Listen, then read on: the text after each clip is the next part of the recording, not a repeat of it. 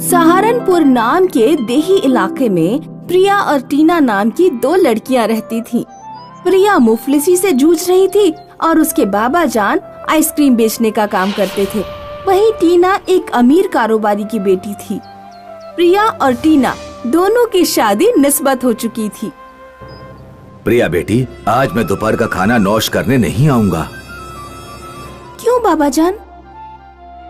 दोपहर में आइसक्रीम ज्यादा बिकती है। खाना खाने के वक्त अगर मैं आइसक्रीम बेचने में लगाऊंगा तो ज्यादा पैसे कमाऊंगा। तेरे निकाह के लिए 1 लाख रुपए का इंतजाम करना है। लहंगा, मेहंदी, मेकअप का सामान, कपड़े लत्ते और मजीद अखराजात खरीदना पड़ेगा। बाबा जान, तो आप इस तरह दोपहर में खाना नहीं खाएंगे तो कमजोर हो जाएंगे। मेरी दुख्तार, बस एक बार तुम्हारा निकाह हो जाए फिर मुझे किसी बात की फिक्र नहीं होगी। प्रिया का अकेले में घर पर दिल नहीं लगता था, इसीलिए वो बाग में घूमने चली जाया करती थी। बाग में टीना भी अपनी सहेलियों के साथ घूमने जाया करती थी। वो देखो, आइसक्रीम वाले की लड़की आ गई। मुझे 3 आइसक्रीम मिलेंगी क्या? मलाई वाली।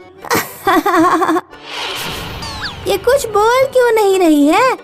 आइसक्रीम खाकर कहीं गूंगी तो नहीं हो गई? इसकी शादी निस्बत हो गई है ना वड़ा पाव बेचने वाले कुंदन से। ये बेचारी बड़ा पाव वाले के ख्वाबों में खो गई है। मेरे शौहर वड़े पाव की दुकान के मालिक हैं। दुकान के मालिक? तुझे मेरे होने वाले शौहर के बारे में इल्म है? वो तेरे शौहर के जैसे 10 दुकानें खरीद सकता है। पैसे के मामले में मेरे शौहर से तेरे शौहर का दूर दूर तक कोई मुकाबला ही नहीं है। ज्यादा पैसा जिंदगी में खुशी की यकीनी जर नहीं है। ओहो, बड़ी इल्म दराज बन रही हो। तेरी और मेरी शादी एक ही दिन है। मैं तुझे पैसे की ताकत दिखाऊंगी।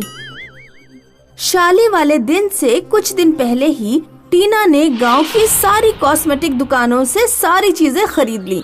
उसने किसी भी दुकान पर एक भी मेहंदी की कोन नहीं छोड़ी। शादी वाले दिन जब प्रिया शहर मेहंदी लेने पहुंची तो उसे पूरे देही में कहीं भी मेहंदी नहीं मिली। चाची जान, क्या आपके पास मेहंदी है? नहीं बेटी, सारी मेहंदी टीना के घर जा चुकी है। आज मेरी शादी है और मेरे हाथों पर मेहंदी की एक बूंद भी नहीं। अब आया मजा। जरा मेरे हाथ देख, कैसे मेहंदी से खूबसूरत लग रहे हैं। अब तो ऐसे ही सादे हाथ लिए ससुराल पहुंचेगी। टीना चली गई और प्रिया आंखों में अश्क लिए वहीं खड़ी रह गई। प्रिया को कहीं से कोयल की आवाज सुनाई दी। इतनी खूबसूरत कोयल की आवाज मैंने पहले कभी नहीं सुनी। प्रिया आवाज की तरफ कदम बढ़ाती गई। वो कोयल एक दरख्त पर बोल रही थी। ये तो मेहंदी का दरख्त लगता है। प्रिया ने दरख्त के पत्ते तोड़े, उन्हें पीसा और कोन बनाकर उसमें मेहंदी भर दी।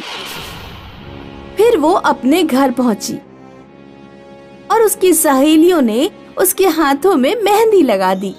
अपने हाथों में मेहंदी लगे देखकर प्रिया को बेहद खुशी हुई। आज मुझे लग रहा है कि मेरा निकाह हो रहा है। प्रिया अपने ससुराल पहुंची। तुम्हारी मेहंदी तो बहुत खूबसूरत रची है। मेरी तो कुछ ही घंटों में फीकी पड़ गई थी। ये मैंने एक दरख्त से खुद बनाई थी। मैं दुकान पर जा रहा हूँ, जरा मेरे जूते ले आओ।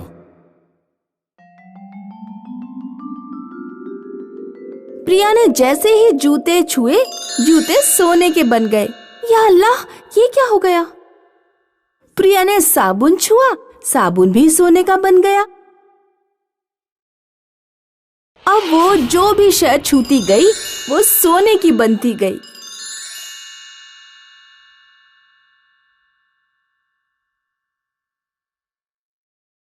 सुनिए जी, मेरे कुछ समझ में नहीं आ रहा। मैं जिस भी शय को छू रही हूँ वो सोना बन जा रही है। लगता है तुम्हारी मेहंदी में कुछ तिलिस्म है। जब तक तुम्हारी मेहंदी उतर ना जाए तब तक मुझे मत छूना, वरना मैं सोने का बन जाऊंगा। तिलिस्मी मेहंदी से प्रिया ने घर का बहुत सा सामान सोने में तब्दील कर दिया।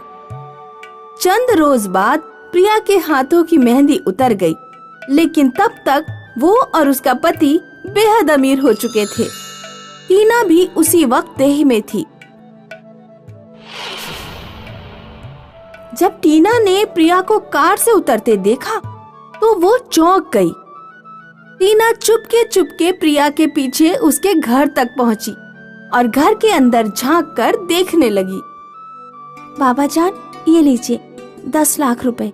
अब आपको आइसक्रीम बेचने की कोई जरूरत नहीं। इन पैसों से आप अपनी बाकी की जिंदगी आराम से बसर कर सकते हैं।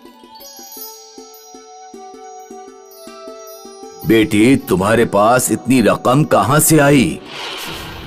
तिलिस्मी मेहंदी से बाबा जान। जंगल में एक मेहंदी का दरख्त है जिसकी मेहंदी लगाने के बाद जो भी चीज छुओ वो सोने की बन जाती है। अच्छा, तो ये राज है। टीना जंगल में गई और उसने मेहंदी का दरख्त ढूंढ निकाला। उसने पेड़ के सारे पत्ते तोड़ डाले और उन्हें अपने घर ले आई। फिर पत्तों को पीसकर उसने ढेर सारी मेहंदी बनाई और अपने हाथों पर लगा ली। अब इस तिलिस्मी मेहंदी से मैं इतना सोना बनाऊंगी कि आगे आने वाली सारी नस्लों को कोई काम करने की जरूरत नहीं पड़ेगी। टीना ने सबसे पहले एक डब्बे को छुआ। डिब्बा सोने की जगह गोबर का बन गया। ये क्या हुआ? डिब्बा तो सोने का बनना चाहिए था। टीना ने अपना बेड छुआ, वो भी गोबर बन गया। उसने जो जो चीज छुई वो सब गोबर बनती गई। टीना का शौहर बाहर से आया। बाहर आओ टीना, मैं तुम्हें अपनी नई कार दिखाता हूँ। नहीं, मुझसे दूर रहिए। टीना के शौहर ने टीना की बात नहीं सुनी और टीना का हाथ पकड़ लिया। टीना का हाथ छूते ही शौहर भी गोबर के ढेर में तब्दील हो गया। या अल्लाह, मैं लुट गई, बर्बाद हो गई। मेरा सब कुछ गोबर हो गया। कोई मेरी मदद करो।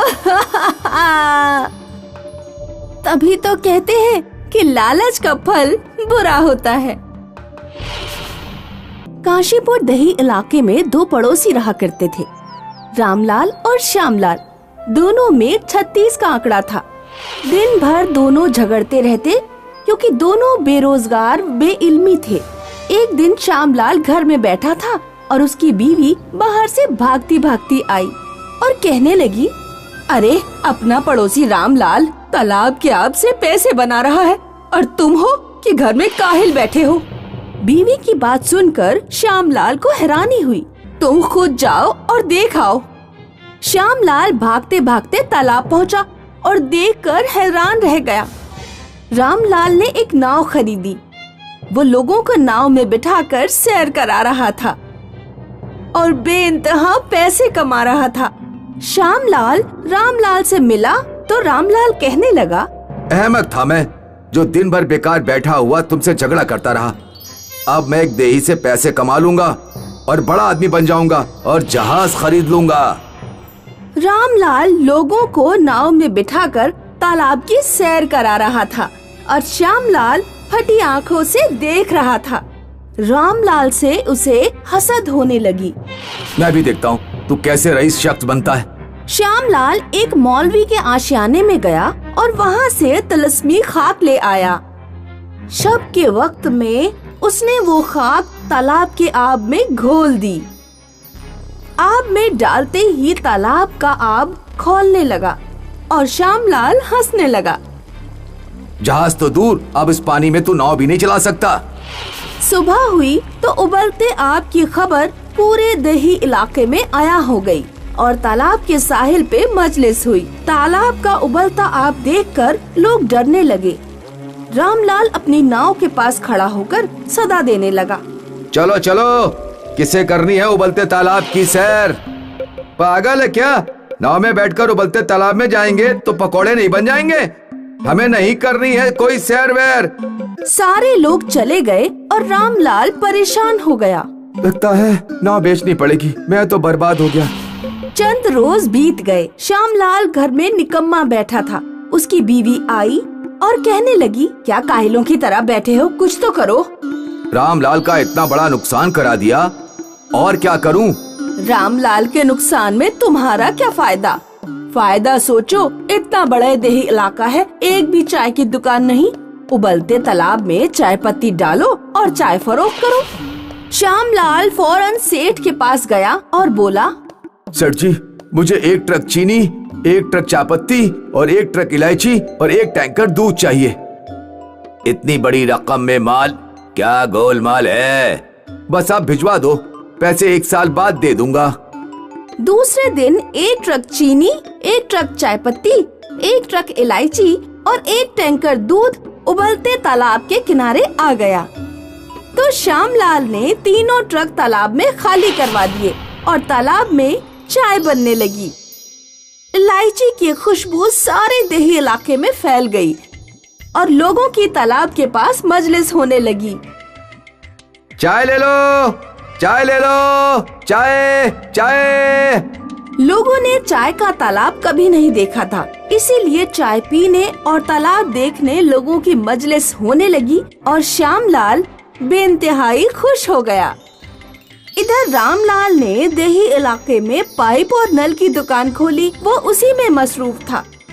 एक रात रामलाल नल फिटिंग करने दूसरे देही इलाके जा रहा था, तो रास्ते में उसे आशियाने वाला मौलवी मिला और कहने लगा, वो श्यामलाल तुम्हारा पड़ोसी है ना? तिलिस्मी खाक ले गया था तालाब में डालने के लिए और पैसे नहीं दिए। सुना है चाय का तालाब बेच रहा है, उसे पैसे लौटाने के लिए बोल देना। बाबा चला गया और रामलाल समझ गया कि नाव के कारोबार में टांग अड़ाने वाला श्यामलाल ही है। मेरा कारोबार बंद करा दिया, अब मैं भी देखता हूँ कि चाय का तालाब कितने दिन चलता है। दूसरे दिन रामलाल तालाब के पास गया। श्यामलाल चाय निकालकर लोगों को पिला रहा था और बेइंतहा पैसे कमा रहा था। अरे तुम इसे पैसे क्यों देते हो? ये तालाब इसका थोड़ा ही है, मुफ्त में चाय पिया करो। क्या बक रहा है?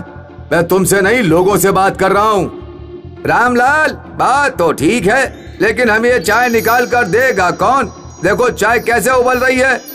श्यामलाल हमें चाय निकाल कर देता है, इसीलिए हम पैसे देते हैं। मैं दूंगा तुम्हें चाय निकाल कर। वो कैसे? मैंने पाइप नल का कारोबार कर रखा है।